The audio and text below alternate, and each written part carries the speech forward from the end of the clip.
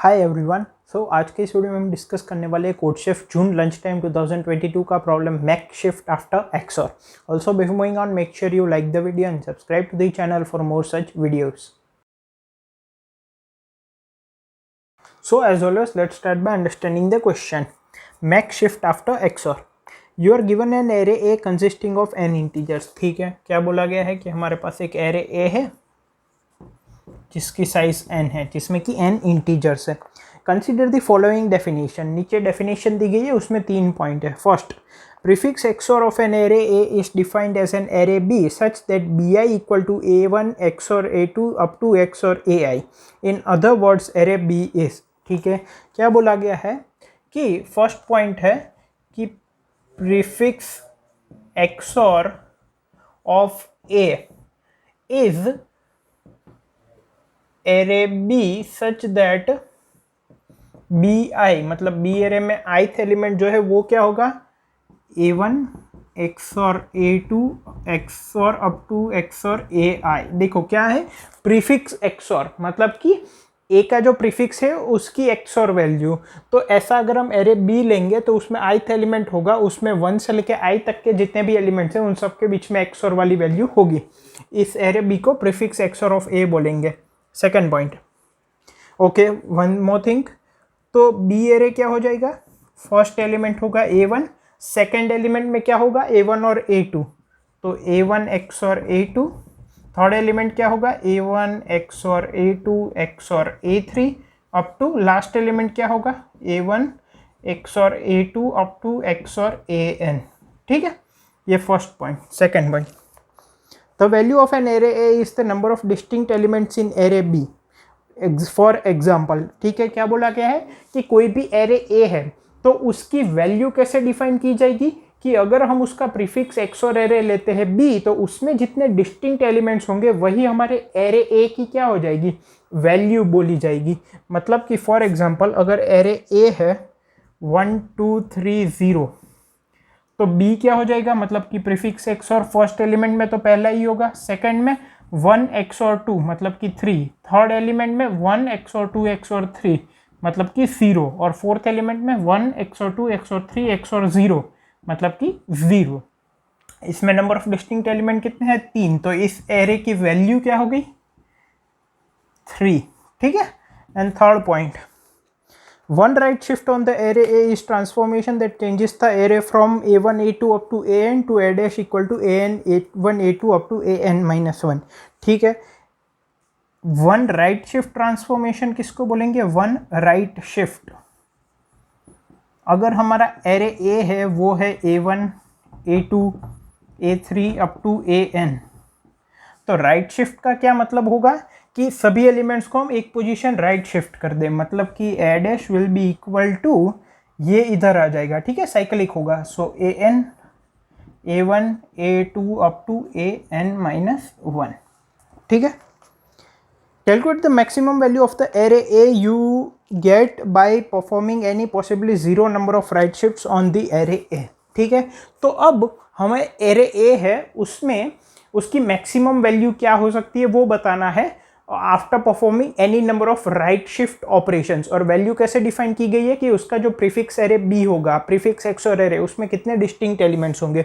Summarise कर दूं तो एरे A है जिसका प्रीफिक्स XOR एरे होगा वो इस तरह से डिफाइन होगा जिसमें कि सभी प्रीफिक्स ith एलिमेंट के लिए 1 से लेकर I तक के एलिमेंट्स का XOR लिया जाएगा।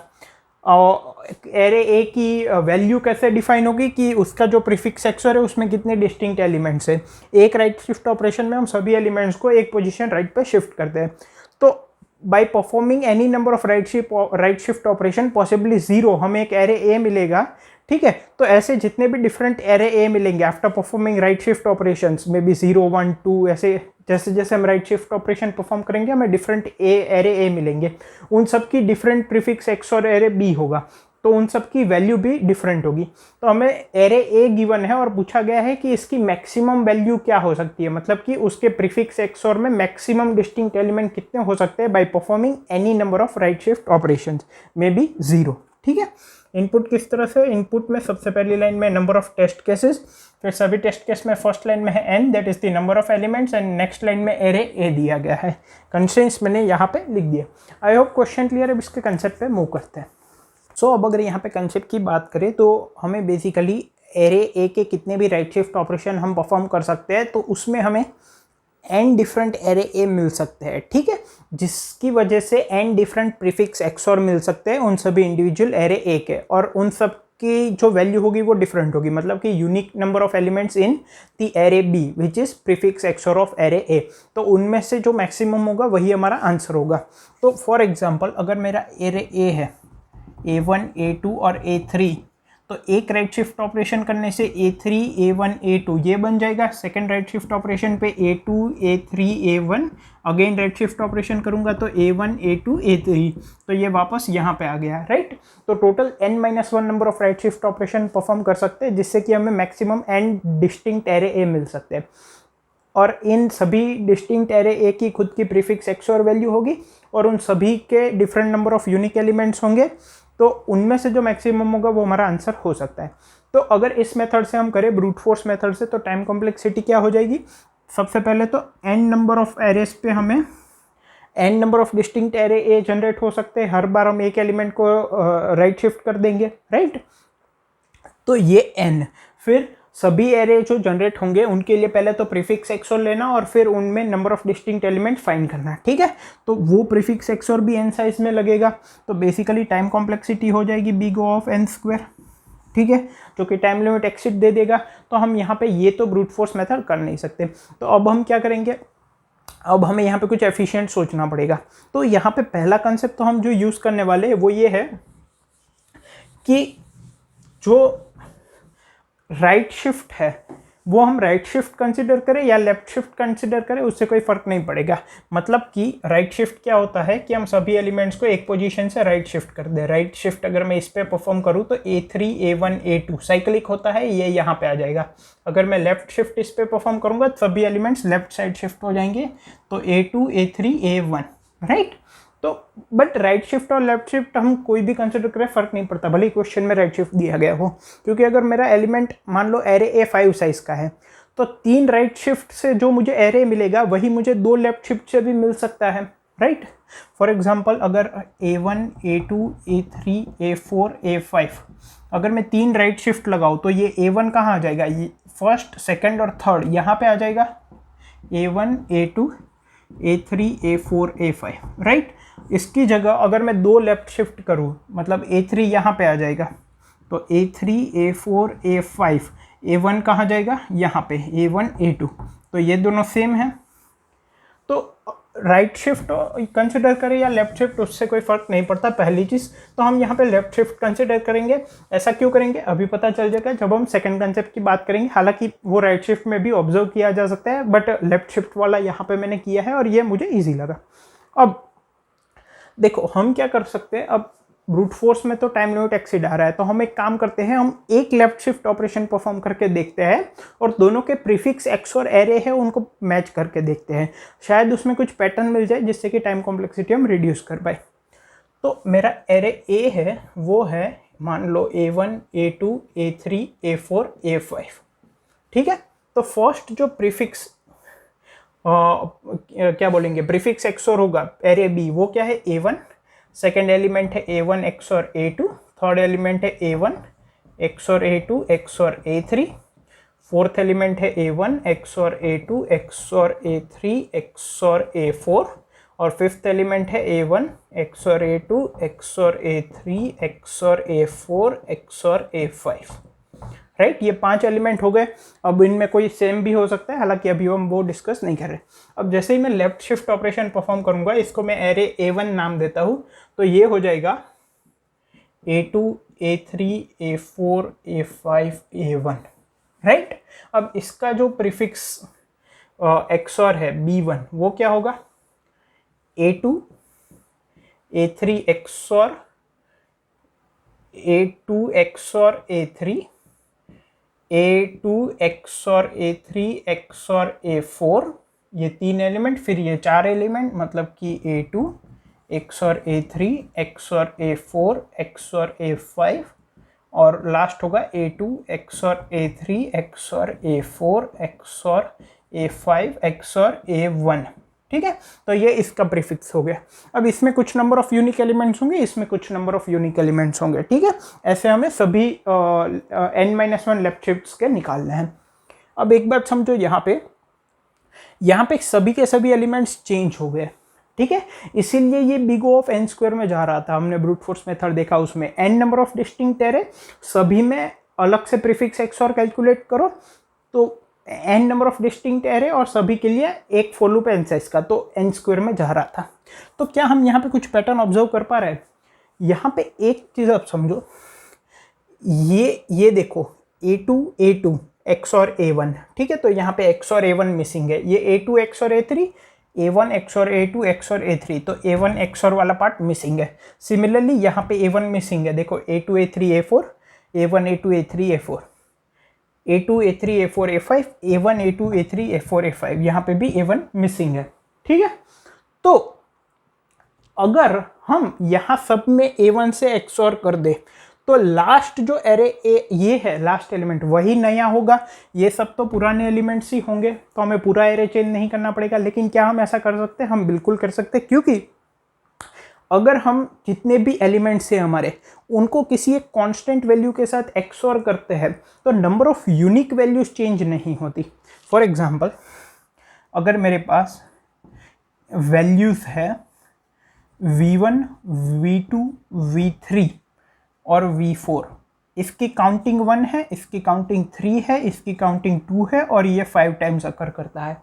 अगर मैं सभी को एक कांस्टेंट x के साथ XOR करूं तो ये वैल्यू हो जाएगी V1 XOR x, ये हो जाएगी V2 XOR x, ये हो जाएगी V3 XOR x और ये हो जाएगी V2 XOR x। इसकी काउंटिंग कितनी होगी? 1, इसकी काउंटिंग 3 रहेगी, इसकी काउंटिंग 2 रहेगी और इसकी काउंटिंग 5 रहेगी। लेकिन किसी की भी क्या है, count number of unique elements पहले भी 4 थे, अभी भी 4 थे। V1 और V2 अगर अलग है तो V1 XOR x और V2 XOR x भी अलग ही होंगे। ठीक है, तो हम number of unique elements find करने के लिए सभी एरे एलिमेंट्स को किसी भी एक कांस्टेंट वैल्यू के साथ XOR कर सकते हैं। तो यहाँ पे हम A1 के साथ XOR करेंगे। ऐसा क्यों करेंगे? ताकि ये सेकेंड, थर्ड, फोर्थ और फिफ्थ एलिमेंट है वो हमारे सेम रहे, हमारा बस एक ही एलिमेंट चेंज हो, ये निकल जाए और ये ऐड हो जाए। इससे क्या होगा? इससे ये होगा कि हर एक बार हमें नंबर ऑफ डिफरेंट एलिमेंट्स जो ऐड और रिमूव करने पड़ेंगे वो 1 करना पड़ेगा। टोटल हमें n इटरेशन लगाने हैं, क्योंकि n टाइम्स से शिफ्ट कर सकते हैं, n यूनिक एरे मिल सकते हैं।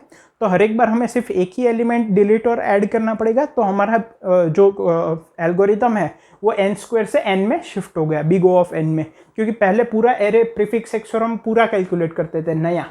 ठीक है, यहाँ पे हमने क्या कंसेप्ट यूज किया कि number of distinct elements doesn't change when we XOR all the elements of the array with a unique element with a constant element. ठीक है, तो यहाँ पे कांस्टेंट एलिमेंट कौन सा है? A1। ठीक है, तो यहाँ पे A1 से XOR करेंगे तो ये हो जाएगा ये हो जाएगा ये हो जाएगा ये हो जाएगा ये और ये हो जाएगा ये। ठीक है, अब आप वैल्यूज अगर ध्यान दो तो ये दोनों सेम है, ये दोनों सेम है, ये दोनों सेम है, ये दोनों सेम है। और ये लास्ट वैल्यू जो है ये मैं कह सकता हूँ ये है B1 XOR B5। ये जो है ये B5 है ओरिजिनल एरे की, और ये है वो B1 है। तो इन दोनों का XOR ही ये है।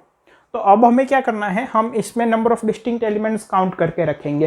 फिर इसमें से जब इसमें ट्रांजिशन लेना होगा तब हम A1 को माइनस कर देंगे काउंटिंग में से, और B1 XOR B5 को ऐड कर देंगे, और total number of unique elements है वो मेंटेन करके रखेंगे। ठीक है, इंप्लीमेंट कैसे करेंगे वो भी अलग से देखेंगे, लेकिन यहाँ पे एक आइडिया आपको आ गया है। अब अगर एक और शिफ्ट करना हो तो हमारा एरे क्या हो जाएगा? A2 A3 A4 A5 A1 A2। ठीक है, इसका B एरे क्या होगा? B2 A3, सेकेंड एलिमेंट होगा A3 XOR A4, third element होगा A3 XOR A4 XOR A5, fourth element होगा A3 XOR A4 XOR A5 XOR A1, और fifth element होगा A3 XOR A4 XOR A5 XOR A1 XOR A2। ठीक है, अब यहाँ पे हमें किससे XOR करना पड़ेगा, मुझे क्या चाहिए, ये A3 है वो इसके बराबर चाहिए, तो A1 XOR A2 के बराबर इससे XOR करना पड़ेगा, तो XOR A1 XOR A2। ठीक है, इससे मैंने XOR किया। सिमिलरली यहाँ पे A1 XOR A2, यहाँ पे भी A1 XOR A2, यहाँ पे भी A1 XOR A2 और यहाँ पे भी A1 XOR A2। तो अब यहाँ पे अगर मैं देखूँ तो A1 XOR A2 XOR A3, ठीक है, ये अगर मुझे चाहिए तो इसमें से चाहिए तो मुझे सब में ये करना पड़ेगा XOR, तो सभी एलिमेंट्स एक तरह से चेंज होंगे। लेकिन अगर मैं इसमें से देखूं तो अगेन मुझे क्या करना पड़ेगा, जो ये जो है A1 XOR A2 XOR A3 वो यहाँ पे मिल जाएगा, फिर A1 से लेके A4 तक यहाँ पर मिल जाएगा, फिर A1 से लेके A5 तक वो यहाँ पे मिल जाएगा। ठीक है, अब जो है A1, ये A1 और A1 कैंसिल हो जाएगा। ठीक है, तो बचेगा क्या, A2 A3 A4 और A5। ठीक है, तो वो किसके बराबर हो जाएगा, इसके बराबर हो जाएगा A2 A3 A4 और A5, क्योंकि A1 और A1 कैंसिल हो जाएगा। ठीक है, और जो लास्ट एलिमेंट है जिसमें A1 भी कैंसिल हो जाएगा A2 भी कैंसिल हो जाएगा, बचेगा क्या, A3 XOR A3 A4 A5। ठीक है, तो ये मुझे कैसे मिल सकता है, ये मुझे मिल सकता है ओरिजिनल एरे के B2 और B5 से, क्योंकि B2 क्या है A1 XOR A2, B5 क्या है A1 XOR A2 XOR A3 XOR A4 XOR A5। ठीक है, तो ये A1 XOR A1 0 हो जाएगा, A2 XOR A2 भी 0 हो जाएगा और ये A3 A4 A5 यहाँ पे मिल जाएगा। तो अब हमें ये जो है वो इसमें से चाहिए। सिंपली हम क्या करेंगे कि फर्स्ट एलिमेंट को निकाल देंगे। फर्स्ट एलिमेंट क्या है B2, यहाँ पे हमने क्या निकाला था B1, यहाँ पे हम क्या निकालेंगे B2, क्योंकि यहाँ पे B1 निकाला था और B1 XOR B5 ऐड किया था, तो इससे हमें ये मिल गया था। फिर इससे हमें ये कैसे मिलेगा, ये कैसे मिला था, -B1 plus B1 XOR B5। फिर ये जो है एलिमेंट्स, इनमें हमें -B2 plus B2 XOR B5 करने से ये मिल जाएगा। ठीक है, फिर इसके बाद वाला कैसे मिलेगा, -B3 plus B3 XOR B5, फिर -B4 plus B4 XOR B5, फिर -B5 plus B5 XOR B5। ठीक है, तो ये n डिफरेंट जो डिस्टिंक्ट एरे पॉसिबल है वो सब मिल जाएंगे। हर एक बार हम नंबर ऑफ यूनिक एलिमेंट्स की काउंटिंग रखेंगे और उसको आंसर के साथ कंपेयर करते जाएंगे। यहाँ पे हमने टाइम कॉम्प्लेक्सिटी कैसे रिड्यूस की, ब्रूट फोर्स में हम पूरा प्रीफिक्स XOR जनरेट करते थे, यहाँ पे हम कंसेप्ट यूज किया कि अगर सभी के सभी एलिमेंट्स को एक कांस्टेंट वैल्यू के साथ XOR किया जाए तो number of unique elements change नहीं होते, तो हम सिर्फ एक ही एलिमेंट को निकालेंगे और एक नए एलिमेंट को ऐड करेंगे, तो टाइम कॉम्प्लेक्सिटी n² से n में आ जाएगी। I hope concept clear. अब थोड़ा बहुत डाउट बचा होगा, इंप्लीमेंटेशन देखते हैं, वो भी क्लियर हो जाएगा। So now before moving on to the implementation part, I would like to tell you about Newton School. Newton School एक ऑनलाइन एडटेक प्लेटफॉर्म है जो कि फुल स्टैक डेवलपमेंट के कोर्सेज में ट्रेनिंग प्रोवाइड करती है। By enrolling here, you can become a rockstar developer and secure a job at top product-based companies. You can get a job anything between 5 LPA to up to 40 LPA, और best part ये है कि यहाँ पे पे after placement programme है, which means कि आपको 5 LPA या उससे ज़्यादा का प्लेसमेंट ना मिलने तक कोई भी फीस पे नहीं करनी है। So make sure if you want to become a rockstar developer and get placed at top product based companies, you register yourself at the link which is given there in the description. Now talking about the implementation part, यहाँ पे जैसे कि array A हमें दिया गया है और array B हम पहले तो निकालेंगे। array B क्या है, prefix XOR of array A, मतलब कि BI जो होगा वो होगा A1 XOR A2 XOR A3 up to XOR AI। ठीक है, ओके। अब हमने कंसेप्ट वाले पार्ट में देखा था कि हम हर एक बार हम i = 1 से लेकर n तक फोर लूप लगाएंगे, एक आंसर वेरिएबल मेंटेन करेंगे और जो नंबर ऑफ यूनिक एलिमेंट्स है उसमें से मान लो हम ith पे है तो bi माइनस करेंगे और bi XOR bn ऐड करेंगे। ठीक है, और number of unique elements maintain करेंगे। तो उसके लिए हम क्या करेंगे, हम एक अनऑर्डर्ड मैप यूज करेंगे, जिससे कि इस मैप में हम क्या स्टोर करेंगे, मान लो इसका नाम है मैप, MP और ये LL क्या है, लॉन्ग लॉन्ग, ये है वैल्यू और ये है काउंट, ठीक है, काउंट ऑफ और ये फ्रीक्वेंसी ऑफ दैट वैल्यू, ठीक है। मान लो ये वैल्यू है 5, तो 5 कितनी बार अकर किया वो इसमें स्टोर करेंगे हम। नाउ एरे ए तो हमें दिया गया है, तो सबसे पहले एरे बी कैलकुलेट करते हैं। मैं यहाँ पे 0 इंडेक्स से अब बात कर रहा हूँ, बिकॉज हम जब इम्प्लीमेंट करते हैं तब हम यूजुअली 0 इंडेक्स लेते हैं। तो सबसे पहले तो B0 इक्वल टू A0, ठीक है, और I इक्वल टू 1 से मैं करूँगा तो BI equals to BI minus 1 XOR AI, ऐसा मैं कह सकता हूँ, ठीक है। ये मैंने प्रीफिक्स XOR निकाल लिया। अब एक काउंटर वेरिएबल लेता हूँ जिसकी इनिशियल वैल्यू 0 रखता हूँ। अब ये जो बी एरे है इसमें जितने यूनिक एलिमेंट्स है और जो भी एलिमेंट्स की काउंटिंग है वो मुझे पहले मैप में ऐड करनी है। So for I equal to 0, I is less than n I plus plus. अगर अभी जो हम एलिमेंट की बात कर रहे हैं वो अभी तक I ही नहीं है, मतलब कि इफ़ MP डॉट फाइंड, अगर हम मैप में फाइंड करें कौन सी वैल्यू BI और हमें इटरेटर कौन सा मिले MP डॉट एंड, मतलब कि मैप के एंड का, तो इसका मतलब क्या है कि ये अभी तक एलिमेंट इसमें आया ही नहीं। तो मैं कह सकता हूँ MP of B of I equals to 1, और ये एक यूनिक एलिमेंट हो गया तो काउंटर प्लस प्लस। एल्स अगर पहले आ चुका है तो MP of B of I plus plus, ठीक है। अब ये क्या हो गया, ये एक भी राइट शिफ्ट या लेफ्ट शिफ्ट परफॉर्म किए बिना वाला है, तो इसको मैं सबसे पहले आंसर में स्टोर कर लूँगा, आंसर वेरिएबल में काउंट, ठीक है। अब एक के बाद एक एलिमेंट हम निकालेंगे और ऐड करेंगे। So for I equal to 0, I is less than n I plus plus. हमने क्या बात की थी कि BI को निकालेंगे जब हम ith इंडेक्स पे होंगे और BI XOR BN को ऐड करेंगे। सो बेसिकली यहाँ पे BN माइनस 1, बिकॉज हम 0 इंडेक्स बात कर रहे हैं। तो सबसे पहले तो जो एलिमेंट हम निकाल रहे हैं अगर उसकी काउंटिंग 1 है, मतलब कि वो आखिरी एलिमेंट है, तो total number of unique elements decrease हो जाएंगे। फॉर एग्जांपल अगर मेरे पास जो एलिमेंट्स है वो है 2 2 4 4, अगर 4 की काउंटिंग में कम करता हूँ तो नंबर ऑफ यूनिक एलिमेंट्स कम नहीं होंगे, क्यों, क्योंकि और एक 4 बचा है। लेकिन अगर मैं जिसकी काउंटिंग डिक्रीज कर रहा हूँ वो एक ही है तो नंबर ऑफ यूनिक एलिमेंट्स कम हो जाएंगे। अगर मेरे पास 2 2 और 4 है और मैं 4 को निकालता हूँ तो 2 2, तो जिसको भी अब निकाल रहे हैं अगर उसकी काउंटिंग 1 है तो नंबर ऑफ यूनिक एलिमेंट्स कम हो जाएंगे। मतलब कि if MP of B of I equals to 1, ठीक है, तो सबसे पहले तो MP of B of I को माइनस करेंगे और काउंटिंग को भी माइनस करेंगे। ये C वेरिएबल क्या डिनोट कर रहा है, अभी जो हम सेट ऑफ इंटीजर्स ऑब्जर्व कर रहे हैं उसमें कितने यूनिक एलिमेंट्स है, ठीक है। अगर ऐसा नहीं है एल्स, तो सिंपली हम क्या करेंगे, B ऑफ I की काउंटिंग को कम कर देंगे, ठीक है। अब इसको तो कम कर दिया, ऐड किसको करना है, BI XOR BN माइनस 1 को, ठीक है। तो अगर BI XOR BN माइनस 1 की वैल्यू 0 है या तो फिर पहले वो नहीं आया है तो वो एक नया यूनिक एलिमेंट होगा। फॉर एग्जांपल अगर 2 2 है और इसमें 3 वैल्यू आ गई तो ये नई यूनिक एलिमेंट हो गई। लेकिन अगर 2 2 3 है और एक 3 आया तो ये यूनिक एलिमेंट नहीं होगा, ठीक है। तो अगर ये पहले नहीं आया है, इफ़ MP डॉट फाइंड क्या BI XOR जो हम ऐड करने वाले हैं BN माइनस 1, ठीक है, अगर ये जो है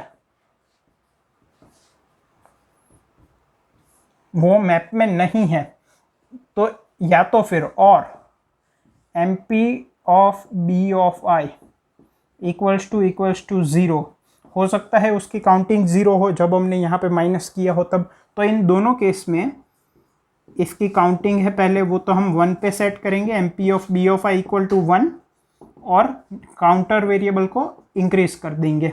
अगर ऐसा नहीं है, मतलब कि वो पहले से अवेलेबल है, तो simply MP of B of I को क्या करेंगे, हम प्लस प्लस कर देंगे, क्योंकि वो ऑलरेडी अवेलेबल है तो वो यूनिक नंबर ऑफ एलिमेंट्स में ऐड नहीं होगा। और हर एक इंडेक्स पे ये जो फॉर लूप है, ये यहाँ पे मैंने ये पार्ट लिखा है, ठीक है, ये एंड में है, ये फॉर लूप के अंदर है। तो हर एक आई के एंड पे हम क्या करेंगे, answer equals to max of answer comma C, that is C क्या है, number of unique elements present in the set which we are observing, sorry. So ये हमें हमारा आंसर दे देगा। टाइम कॉम्प्लेक्सिटी की बात करें तो मैप में हैश टेबल्स यूज होता है, तो एलिमेंट को डिलीट करना और इंसर्ट करना बिग O ऑफ 1 में होता है। तो टाइम कॉम्प्लेक्सिटी बेसिकली हमारी हो जाएगी बिग O ऑफ n, लेकिन अगर और डिटेल में ऑब्जर्व करना है तो big O of n into 60 क्यों, क्योंकि ये 60 बिट्स का है नंबर, तो XOR होने में 60 स्टेप्स लग सकते हैं, ठीक है।